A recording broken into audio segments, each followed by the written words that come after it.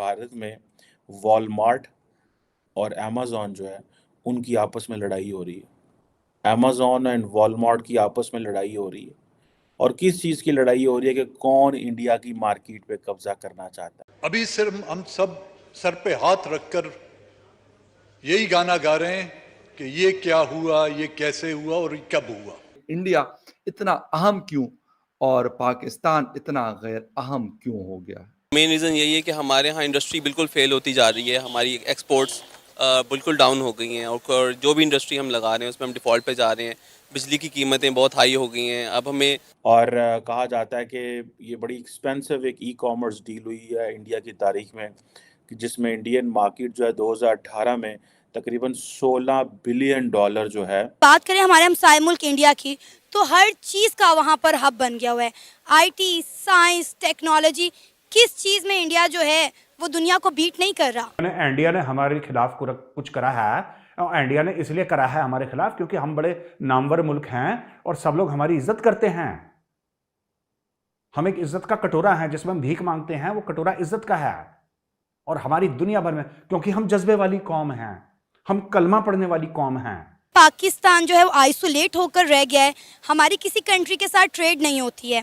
India हर दूसरे मुल्क के साथ ट्रेड कर रहा है, चीज़ों को एक्सपोर्ट कर रहा है, इंपोर्ट पर उनका फोकस कम है, लेकिन हमारे साथ कोई ट्रेड करने को तैयार ही नहीं है। अब ये जो स्टोर्स हैं जहाँ पे ये जो इंडिया में बात हो रही है कि ये तो सारी ई-कॉमर्स हो रही है, इसका मतलब ये है कि इंडिया का जितने लोग हैं वो तो सारे डिजिटल जो है वो ट्रांजैक्शंस कर रहे हैं। हम अभी बहुत पीछे हैं इंडिया की इंडस्ट्री से और इंडिया की सोच से।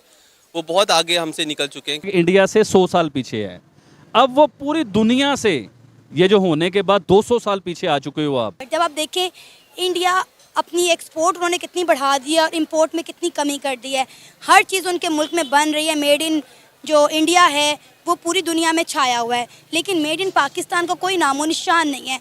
यहाँ पर इंडस्ट्रीज़ क्या लगनी है, मेरा मानना यह है कि यहाँ पर जो इंडस्ट्रीज़ थी वो भी बंद हो चुकी हैं। पहली बात तो मैं आपको ये कहूँ कि आप अपने आप को इंडिया से कंपेयर करें ना। जय हिंद दोस्तों, स्वागत है आप सभी का भारत बुलेटिन चैनल पर। दोस्तों, ग्लोबल रिटेल जायंट्स वॉलमार्ट और अमेज़न भारतीय बाजार में अपना दबदबा कायम करने के लिए जबरदस्त होड़ में लगे हैं। लाखों भारतीय उपभोक्ताओं का ध्यान और वफादारी हासिल करने के लिए ये दिग्गज अपने विशाल संसाधनों और तकनीक कौशल का लाभ उठा रहे हैं। आक्रामक विज्ञापन अभियानों और उसी दिन डिलीवरी और विशेष ऑनलाइन छूट जैसी नवीन सेवाओं की शुरुआत के माध्यम से वे देश में तेजी से बढ़ते ई कॉमर्स क्षेत्र के एक महत्वपूर्ण हिस्से के लिए संघर्ष कर रहे हैं। हालांकि इस वाणिज्यिक प्रदर्शन के बीच पड़ोसी पाकिस्तान में घटनाओं की एक निराशाजनक और चिंताजनक दृश्य सामने आ रही है। उग्रवादियों के एक समूह द्वारा रक्षा प्रतिष्ठानों को निशाना बनाकर नष्ट किए जाने की खबरें सामने आने के बाद ये न केवल राष्ट्रीय सुरक्षा के लिए एक महत्वपूर्ण खतरा पैदा करते हैं, बल्कि एक मजबूत रक्षा बुनियादी ढांचे को बनाए रखने में पाकिस्तानी सरकार के सामने आने वाली चुनौतियों को उजागर करते हैं। तो दोस्तों, इस पर पाकिस्तानी मीडिया का क्या कहना है, आइए जानते हैं। और दोस्तों, चैनल को लाइक, शेयर एंड सब्सक्राइब करना ना भूलें। धन्यवाद। नेबर भारत में वहाँ पे भारत में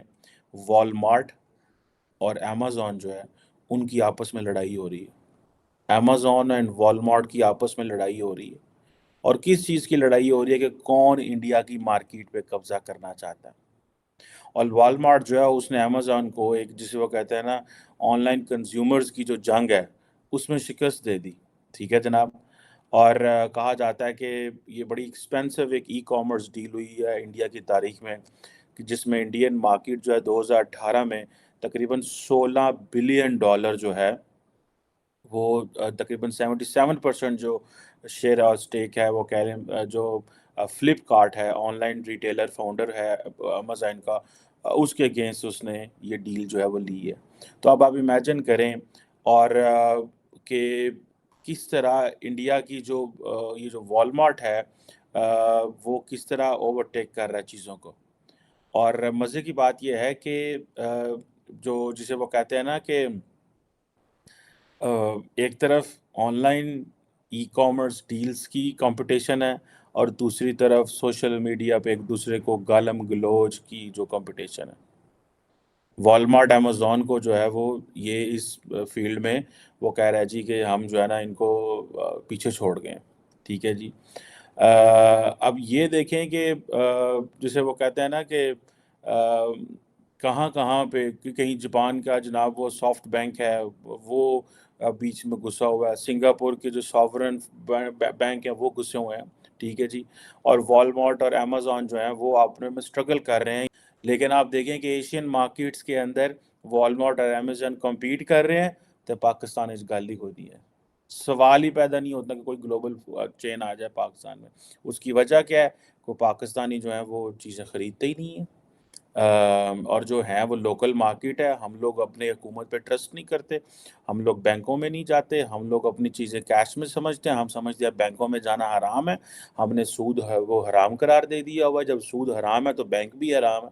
अब कहा जा रहा है कि इंडिया की जो ई-कॉमर्स सेल्स हैं वो 135 अरब डॉलर पे पहुंच जाएंगी 2020 से 25 के बीच में, ठीक है जी। तो अब ये देखें कि कहाँ पे जिसे वो कहते हैं ना,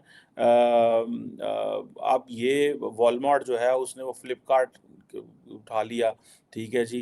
तो अब इसमें आप इमेजिन कर लें कि वो किस तरह जो है वो चीज़ें वो कर रहे हैं। पाकिस्तान में डॉलर की कीमत अपनी तारीख की बुलंद तरीन सतह पर पहुंच गई है। इस वक्त ओपन मार्केट में डॉलर रेट 296 रुपीज़ है। असल में हमारे यहाँ जो मेन इसकी रीज़न जो पाकिस्तान में मैं अगर बात करूँ तो मेन रीज़न यही है कि हमारे यहाँ इंडस्ट्री बिल्कुल फ़ेल होती जा रही है, हमारी एक्सपोर्ट्स बिल्कुल डाउन हो गई हैं और जो भी इंडस्ट्री हम लगा रहे हैं उसमें हम डिफ़ॉल्ट पे जा रहे हैं। बिजली की कीमतें बहुत हाई हो गई हैं, अब हमें ज़्यादातर नेचुरल रिसोर्सेज पे, ग्रीन रिसोर्सेज पे जाना पड़ेगा और कुछ ऐसे सॉल्यूशंस देने पड़ेंगे गवर्नमेंट को जो कि जिससे हमारी इंडस्ट्री जो है वो रूट लेवल से मैच्योर हो सके। अभी तक हमें ऐसा कोई सिनेरियो नज़र नहीं आ रहा, किसी गवर्नमेंट की तरफ से भी कोई ऐसे इनिशिएटिव नहीं लिए जा रहे कि वो हमारी इंडस्ट्री को सपोर्ट कर सकें। सर, हमने हमेशा अपना हर चीज़ में मुआवजा इंडिया के साथ किया है। इंडिया में अगर बात करें तो इंडिया में डॉलर रेट जो है वो 82 रुपीज़ चल रहा है। इवन के 18 कंट्रीज़ ऐसी हैं जो इंडिया की करेंसी में ट्रेड करने के लिए, इंटरनेशनली ट्रेड करने के लिए तैयार हैं, लेकिन पाकिस्तान का रुपया दिन ब दिन डाउन होता जा रहा है, डिवैल्यू होता जा रहा है।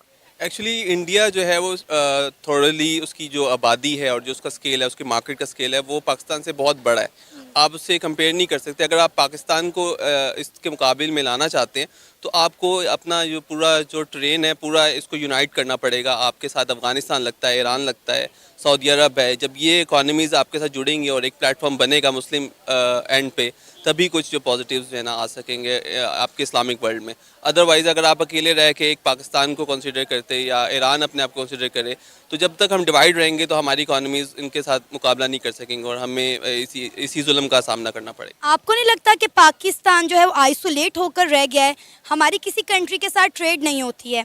इंडिया हर दूसरे मुल्क के साथ ट्रेड कर रहा है, चीज़ों को एक्सपोर्ट कर रहा है, इंपोर्ट पर उनका फोकस कम है, लेकिन हमारे साथ कोई ट्रेड करने को तैयार ही नहीं है। हमारे पॉलिटिकल स्टेबिलिटी आप देखें कि कहाँ पे जा रही है।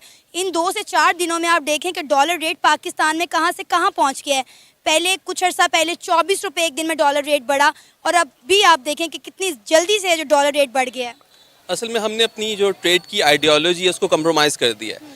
हमने जो अपने ऊपर सूद को इम्प्लीमेंट कर दिया ना, इसके नीचे इसकी ब्रैकेट में रहते हुए कोई भी मुस्लिम अब ऑपरेट नहीं कर पाएगा, क्योंकि हम पे ये जो लानत हम पे आ गई है इसके बाद हमें अब पिसना ही है और हमारे नसीब में जो है ना वो जुल्म बर्दाश्त करना ही है। कि हम एक बड़ी पुअर कंट्री में हैं, लोगों के अंदर शऊर की कमी है और जहालत है। हम लोग जब तक अपनी जहालत दूर नहीं करेंगे तो ये चीज़ें हल नहीं होंगी, सोल्यूशंस की तरफ नहीं। अब आप देखें कि डीजल के रेट कहाँ पहुँच गए हैं, बिजली की कीमतों में किस हद तक इजाफा हो चुका है। अवाम जो है वो परेशान है, हालो बेहाल है। उन्हें समझ नहीं आ रहा कि हमारी पॉलिटिकल स्टेबिलिटी की क्या सूरत हाल है और इस मुल्क का क्या बनेगा। डेफिनेटली बहुत सारे नेगेटिव्स हैं। अब तो आटे की जब लाइन लग गई है, एक आटा जो बेसिक नेसेसिटी है, तो उसके बाद ये डीजल और ये चीज़ें तो बहुत दूर की बात है। और हम अभी एक अपनी बेसिक नेसेसिटी के लिए जंग लड़ रहे हैं। अब तो सर्वाइवल की जंग है यहाँ पे, हम पे एक इम्प्लीमेंट होती जा रही है और ये बहुत बड़ी स्केल की जंग है। इससे निमटना इतना आसान नहीं है और हमें बहुत अब टाइम लगने वाला है। हम बहुत कारोबार पाकिस्तान में है नहीं। आप देखिए कि पिछले 5 से 6 दिनों में तमाम मार्केट्स बंद पड़ी हुई हैं, स्कूल कॉलेजेस जो हैं वो बंद है, पाकिस्तान में इंटरनेट नहीं चल रहा।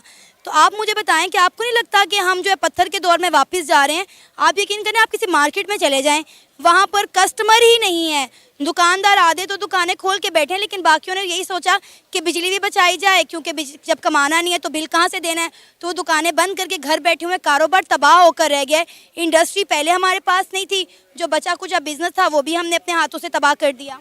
आप बिल्कुल ठीक कह रही हैं। यही सिनेरियो इस वक्त पाकिस्तान में है कि कारोबार बिल्कुल तबाह हो चुका है और परचेजिंग पावर लोगों की ख़त्म होती जा रही है, क्योंकि इनकम ज़्यादातर लोगों का हमारे यहाँ जो है वो शऊर यही है कि या तो जॉब्स हैं या छोटे मोटे कारोबार हैं उस लेवल पे है ही नहीं कि जो इस मार्केट को का सामना कर सकें। अभी यही हालात नज़र आ रहे हैं कि हमें अपने आप को या तो अपने आप को एजुकेट करना पड़ेगा और मार्केट से कम्पीट करना पड़ेगा।